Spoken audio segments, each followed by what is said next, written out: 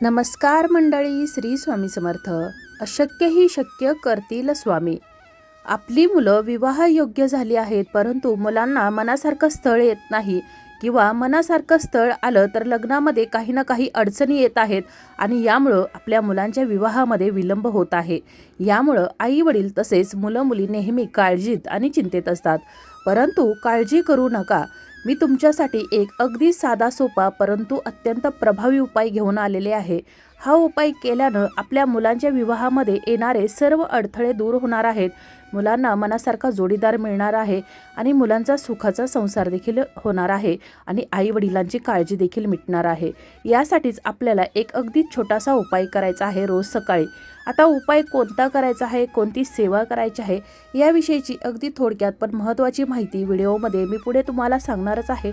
पण त्यापूर्वी चॅनलवर जर नवीन असाल तर चॅनलला सबस्क्राईब करा, जेणेकरून आपले असेच येणारे नवनवीन माहितीमय आणि भक्तिमय व्हिडिओ तुमच्यापर्यंत पोहोचत राहतील. तसेच व्हिडिओ पाहताना व्हिडिओला लाईक करायला, तसेच कमेंटमध्ये श्री स्वामी समर्थ आणि हा व्हिडिओ तुम्ही कोणत्या ठिकाणाहून पाहत आहात हे लिहायला अजिबात विसरू नका. तसेच अशाच प्रकारचे अनेक माहितीमय आणि भक्तिमय व्हिडिओ आपल्या चॅनलवर अपलोड झालेले आहेत, तर चॅनलला नक्की भेट द्या. तर आपण जो उपाय पाहणार आहोत तर तो उपाय मुलामुलींनीच करायचा आहे. आई वडिलांनी किंवा भाऊ बहिणींनी हा उपाय करायचा नाही. आणि तरीही काही कारणास्तव जर मुलामुलींना करणं शक्य होत नसेल तर मी जो उपाय सांगणार आहे तर त्यापैकी जे आई वडिलांना शक्य होईल तर त्या आई वडिलांनी आपल्या मुलांसाठी करायचा आहे. परंतु हा उपाय मुलामुलींनीच आपल्या विवाहातील अडथळे दूर करण्यासाठी करायचा आहे. उपाय तुम्ही दररोज सकाळी करायचा आहे. अगदी उद्यापासून तुम्ही या उपायाला सुरुवात करू शकता. तर सर्वप्रथम ज्या वेळेला सकाळी मुलं अंघोळ करत असतील तर त्यावेळेला अंघोळीच्या पाण्यामध्ये थोडीशी हळद, त्याचबरोबर थोडेसे खडे मीठ आणि पंचगव्य मुलांच्या अंघोळीच्या पाण्यामध्ये टाकायचं आहे. यामुळं मुलांच्या शरीरावरची नकारात्मकता दूर होते, मन शांत आणि एकाग्र होतं. त्याचबरोबर कुंडलीमध्ये असणारे जे दोष आहेत तर ते देखील दूर होण्यास मदत होते. गुरुग्रह आणि शुक्रग्रह बळकट आणि मजबूत होतो. यासाठी या वस्तू अंघोळीच्या पाण्यामध्ये टाकायच्या आहेत. तसेच जर जवळपास आंब्याचं जर झाड असेल तर दररोज सकाळी अंघोळीनंतर आंब्याची काही पानं तोडून आणायची आहेत आणि त्याचं तोरण करायचं आहे. 5, 7, 11 पानाचं तुम्हाला तोरण करायचं आहे. जितकं तुम्हाला शक्य होईल तर तितक्या पानाचं करायचं आहे. त्यानंतर या प्रत्येक पानावरती हळदी कुंकवानं स्वस्तिक काढायचं आहे आणि अखंड अक्षता तुम्हाला या पानांना चिकटवायच्या आहेत. त्याचबरोबर एक आंब्याचं पान घ्यायचं आहे. एका भांड्यामध्ये थोडंसं पाणी घ्यायचं आहे. त्यामध्ये चिमूटभर हळद आणि थोडंसं खडं मीठ टाकायचं आहे आणि या आंब्याच्या पानाने हे पाणी संपूर्ण घरामध्ये शिंपडायचं आहे. यामुळं आपल्या घरामध्ये कोणतीही नकारात्मकता असेल, दोष असतील तर ते सर्व काही दूर होण्यास मदत होते. त्यानंतर सर्वप्रथम आपल्याला देवपूजा करून घ्यायची आहे. देवपूजा करताना सर्वप्रथम आपल्या कुलदेवतेची सेवा करायची आहे. श्री स्वामी समर्थ, बाळकृष्ण, माता लक्ष्मी, भगवान श्री हरिविष्णू, इतर देवी देवतांची विधिवत पूजा सेवा करून घ्यायची आहे. पूजा सुरू करण्यापूर्वी तुम्हाला त्या ठिकाणी एक दिवा प्रज्वलित करायचा आहे. हा दिवा प्रज्वलित करताना त्याखाली अखंड अक्षता ठेवायच्या आहेत.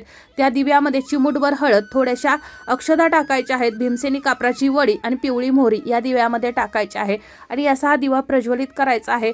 त्यानंतर तुम्हाला तुळशीजवळ जायचं आहे. ही जी सेवा आहे तर आपल्याला ती तुळशीजवळच करायची आहे.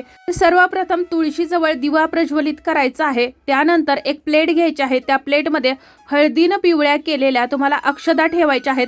या प्लेटमध्ये तुम्हाला सर्वप्रथम कुंकवानं स्वस्तिक काढायचं आहे, ओलं कुंकू करून. त्यावरती तुम्हाला 21 अखंड अक्षता ठेवायच्या आहेत. हळदीनं पिवळ्या केलेल्या एक हळकुंड ठेवायचं आहे. लेकुरवाळं हळकुंड असावं आणि त्यानंतर 1 रुपयाचं नाणं, एक पूजेसाठी जी वापरतात तर ती सुपारी घ्यायची आहे. एक लाल रंगाचा किंवा कलाव्याचा धागा घेऊ शकता. या धाग्यानं तुम्हाला हे जे लेकुरवाळ हळकुंड घेतलेला आहे तर त्याला तुम्हाला 7 वेळा बांधायचं आहे, म्हणजेच गुंडाळायचं आहे. त्यानंतर ही जी सुपारी आहे तर त्या सुपारीला तुम्हाला कुंकवानं लाल करायचे आहे किंवा स्वस्तिक काढलं तरी देखील चालेल. त्यानंतर या वस्तू तुम्हाला या तुळशीजवळ ठेवायच्या आहेत आणि त्यानंतर तुम्हाला मी जो मंत्र सांगत आहे तर तो मंत्र म्हणायचा आहे. मंत्र असा आहे, ओम श्री तुलसी देवे नमः. या मंत्राचा तुम्हाला 11 किंवा 21 वेळा जप करायचा आहे आणि आपलं विवाह लवकर जुळू दे, चांगलं स्थळ येऊ दे, मनामध्ये जी काही इच्छा आहे विवाह संबंधित तर ती तुम्हाला या वस्तूंवर बोलून दाखवायची आहे. तुम्हाला पुन्हा एकदा मी मंत्र सांगते, ओम श्री तुलसी देवे नमः. या मंत्राचा जप करायचा आहे. त्यानंतर गाईचं कच्चं दूध घ्यायचं आहे, अगदी चमच्यावर घेतलं तरी देखील चालेल. या दुधामध्ये चिमूटभर हळद टाकायची आहे आणि हे दूध तुम्हाला तुळशीच्या मुळाशी अर्पण करायचं आहे. त्याचबरोबर अखंड अक्षदा 11 मोजून तुळशीच्या मुळाशी अर्पण करायचे आहेत. धूपदीप दाखवायचा आहे. त्याचबरोबर तुळशी मातेला लाल रंगाची चुनरी तसेच हिरव्या रंगाच्या काचेच्या बांगड्या अर्पण करायच्या आहेत आणि तुळशीला एक लाल रंगाचा धागा तुम्हाला बांधायचा आहे किंवा तुम्ही कलाव्याचा धागा देखील बांधू शकता. त्यानंतर आपण ज्या या वस्तू घेतलेल्या आहेत तर एक प्लॅस्टिकचा कागद घ्यायचा आहे. या कागदामध्ये तुम्हाला या वस्तू आहेत तर त्या ठेवायच्या आहेत, कारण की तुम्ही जर अशाच वस्तू जर ठेवल्या, मातीमध्ये आपल्याला या वस्तू ठेवायच्या आहेत. या वस्तू तुम्ही जर कपड्यामध्ये किंवा पेपरमध्ये जर ठेवल्या तर त्या खराब होणार आहेत. त्यामुळे प्लॅस्टिकचाच कागद घ्यायचा आहे. त्यानंतर एक कोरा कागद घ्यायचा आहे. या कोऱ्या कागदावरती सर्वप्रथम तर तुम्हाला कुंकवानं स्वस्तिक काढायचं आहे, हळदी कुंकवानं काढायचं आहे. त्यावरती थोड्याशा अक्षदा चिकटवायच्या आहेत. त्यानंतर खाली तुमच्या मुलाचं नाव लिहायचं आहे. त्याखाली तुम्हाला तुमचं गोत्र आहे तर ते लिहायचं आहे, मुलाची जन्मतारीख लिहायची आहे आणि मुलांच्या विवाहासंबंधी जी काही अडचण आहे, समस्या आहे तर ती तुम्हाला याखाली लिहायची आहे. या पेपरची, या कागदाची तुम्हाला अगदी बारीक घडी घालायची आहे. आपण या ज्या वस्तू घेतलेल्या आहे, सुपारी, हळकुंड, 1 रुपयाचं नाणं, अक्षदा, याच्यासोबत तुम्हाला ही जी पुडी आहे तर ही प्लॅस्टिकच्या या कागदामध्ये ठेवायची आहे आणि तुळशीच्या एका कोपऱ्यामध्ये, म्हणजे तुळशी वृंदावनामध्ये किंवा तुळशीच्या कुंडीमध्ये एका कोपऱ्यामध्ये तुम्हाला थोडीशी माती उकरायची आहे, काढायची आहे आणि तिथं तुम्हाला ही जी पोटली तयार केलेली आहे प्लॅस्टिकच्या कागदामध्ये आपण वस्तू ठेवलेली, तर ती तुम्हाला पुरायची आहे. त्या वस्तूवर आपल्या ज्या मुलांच्या विवाहासंबंधित, म्हणजेच मुलामुलींनी आपल्या विवाहासंबंधी जी काही अडचण आहे तर ती बोलून दाखवायची आहे आणि मगच पुरायची आहे. त्यानंतर दररोज सकाळी किंवा तिन्ही सांजेच्या वेळेला एक पिंपळाचं पान घ्यायचं आहे आणि या पिंपळाच्या पानावरती हळदी कुंकवानं स्वस्तिक काढायचं आहे आणि त्यावरती तुम्हाला एक दिवा प्रज्वलित करायचा आहे. किंवा मग पिंपळाचं पान जर मिळालं नाही तर मग तुम्ही एका प्लेटमध्ये अखंड अक्षदा किंवा गहू ठेवू शकता किंवा फुलांच्या पाकळ्या ठेवू शकता. त्यावरती हा दिवा प्रज्वलित करायचा आहे. गव्हाच्या कणकेचा असेल, मातीचा असेल किंवा कोणत्याही धातूचा दिवा असेल तर तो प्रज्वलित करायचा आहे. त्यामध्ये देशी गाईचं तूप, भीमसेनी कापराच्या 2 वड्या, अखंड लवंगा आणि दररोज दिव्यामध्ये 11 अक्षदा टाकायच्या आहेत. दररोज सकाळी दिवा लावताना किंवा तिन्ही सांजेच्या वेळेला हा दिवा लावताना तुम्हाला ज्या वेळेला शक्य होईल, सकाळी लावू शकता किंवा तिन्ही सांजेच्या वेळेला, तर त्यावेळेला या वस्तू देवामध्ये टाकायच्या आहेत. दुसऱ्या दिवशी या वस्तू काढायच्या आहेत आणि मुलांनी स्वतःवरून किंवा कुटुंबातील आई वडिलांनी जरी मुलांवरून या वस्तू ओवाळल्या तरी चालेल आणि भीमसेनी कापरासह या वस्तू घरामध्ये जाळून टाकायच्या आहेत. त्यानंतर दुसऱ्या दिवशी असंच सेवा करायची आहे. त्याचबरोबर आपण पहिल्या दिवशी ही सेवा करणार आहोत. तुळशीला 11 प्रदक्षिणा घालायच्या आहेत. ओम नमो भगवते वासुदेवाय नमः या मंत्राचा जप करायचा आहे. पुन्हा एकदा तुळशी मातेच्या मंत्राचा जप करायचा आहे. लक्ष्मी नारायणासारखा मुलांचाही जोडा जमावा यासाठी प्रार्थना करायची आहे. त्यानंतर सकाळी तुळशीची 2 पानं तोडून आपल्याला देवघरामध्ये ठेवायची आहेत. जर तुमच्या अंगणामधील जर तुळस सुकली असेल तर त्या तुळशीच्या वाळलेल्या काड्या आणि पानं काढायची आहेत. त्याची एकदम बारीक पूड करायची आहे आणि ती बारीक केलेली पूड चाळून तुम्हाला एखाद्या डबीमध्ये भरायची आहे. डबीत भरताना त्यामध्ये थोडीशी हळद आणि चंदन मिसळायचं आहे आणि दररोज सकाळी देवपूजा करताना ही जी आपण तुळशीची पावडर केलेली आहे तर ती सर्वप्रथम बाळकृष्णाला लावायची आहे. मुलांनी त्यांच्या कपाळाला आणि नाभीला लावायची आहे. त्याचबरोबर कुटुंबातील सर्व व्यक्ती देखील ही जी आपण पावडर केलेली आहे तर ती त्यांच्या कपाळाला लावू शकतात. त्यानंतर दररोज सकाळी तुळशीची पूजा झाल्यानंतर 2 तुळशीची पानं तोडून घ्यायची आहेत. मुलींनी या तुळशीच्या पानांना स्पर्श करायचा नाही किंवा तोडायची नाही, तर कोणत्याही पुरुषाकडून ही पानं तोडून घ्यायची आहेत. या पानाला तुम्हाला हळदी कुंकू चिकटवायचं आहे, अक्षदा लावायच्या आहेत आणि या पानावरती तुमच्या विवाहासंबंधी जी काही अडचण आहे तर ती सांगायची आहे. आता आई वडील करत असतील तर आई वडिलांनी मुलांच्या विवाहासंबंधित अडचण सांगायची आहे आणि त्यानंतर ही पानं बाळकृष्णाच्या मूर्तीजवळ तुम्हाला ठेवून द्यायची आहेत आणि संध्याकाळी झोपताना मुलामुलींनी ही पानं आपल्या उशीखाली ठेवून झोपायचं आहे. जर मुलीला जर मासिक धर्म असेल तर या 5 दिवसामध्ये मुलींना हा जो उपाय आहे तर तो करायचा नाही. मग आई वडिलांनी आपल्या मुलांसाठी हा उपाय केला तर देखील चालेल आणि अशा पद्धतीनं तुम्हाला ही सेवा करायची आहे. आणि दुसऱ्या दिवशी सकाळी ज्या वेळेला मुलं आंघोळीला जातील तर त्यावेळेला ही जी तुळशीची 2 पानं आहेत तर ती आंघोळीच्या पाण्यामध्ये टाकायची आहेत. त्याचबरोबर तुळशीची वाळलेली काडी असेल किंवा पानं असतील तर ती घ्यायची आहेत. एका भांड्यामध्ये पाणी घ्यायचं आहे. त्या पाण्यामध्ये तुळशीची वाळलेली काडी किंवा पानं टाकायची आहेत आणि त्यावरती झाकण ठेवून हे पाणी देवघरासमोर ठेवायचं आहे. आणि त्यानंतर दुसऱ्या दिवशी सकाळी उठल्यानंतर या पाण्यामध्ये चिमूटभर हळद टाकायची आहे आणि हे पाणी आपल्याला मी अगोदर सांगितलं त्याप्रमाणे अंघोळीचं पाणी तयार करायचं आहे. ज्या वस्तू सांगितलेल्या आहेत तर त्या टाकायच्या आहेत.